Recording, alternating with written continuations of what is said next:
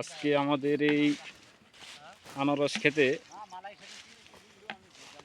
কাজ করলাম, আর এখানে কাজ করার ফাঁকে দেখলাম অনেক শাক হয়ে আছে। তো আমাদের রুমমেট মিরাজ সাহেব ও কাঞ্চন ভাই দুজনে শাক উঠাচ্ছে। আসলে এই শাকগুলো খেতে খুব ভালো লাগে, যে খুড়া শাক, বাংলাদেশে পাওয়া যায় এই শাকগুলা, অনেক সুস্বাদু খুব স্বাদ। আর প্রবাসী মানেই অনেক কষ্ট, বেদনা, সুখ, সব কিছুই আছে। কারণ সব সময় ভালো কিছু খাওয়া যায় না, মাঝে সাঝে শাক, করলা, লতা পাতা এইসব খেতে হয়, তাহলে মুখরুচিও আসে। আর এই শাক খালি পারে গায়ে খুব তেল হয়, প্রচুর পরিমাণ তেল হয়।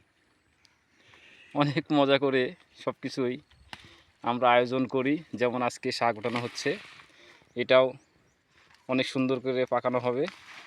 তো আমাদের মিরাজ ভাই অনেক সুন্দর রান্না করতে পারে, এর আগেও আপনাদেরকে পরিচয় করে দিয়েছি।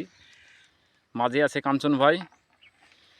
তো কাঞ্চন ভাই শাক নেয় না, আজকে হঠাৎ শাকগুলো চোখে পড়ে মানে শাক নেওয়ার ইচ্ছা জাগলো। তো কাঞ্চন ভাই, কেমন লাগছে শাক দেখে? খুব ভালো শাক। তো খুব ভালো, তাই না? খুব ভালো শাক।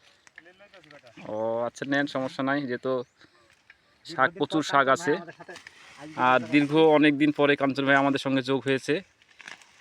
আমাদের সঙ্গে কাজ করতে আগে কিছুদিন বসের অন্য প্রজেক্টে কাজ করলো, এবং গতকাল আসছে, আজকে থেকে কাজ স্টার্ট হয়েছে আমাদের এখানে। তো কাজ করতেছে, আর আমরা সবাই কাজ করি, ভালোই লাগে, যেহেতু সবাই বাংলাদেশি, একে অপরের পরস্পর সাহায্য সহযোগিতা করে চলি। তো সবাই ভালো থাকবেন এবং আমাদের সকল প্রবাসীর জন্য দোয়া করবেন। আসসালামু আলাইকুম।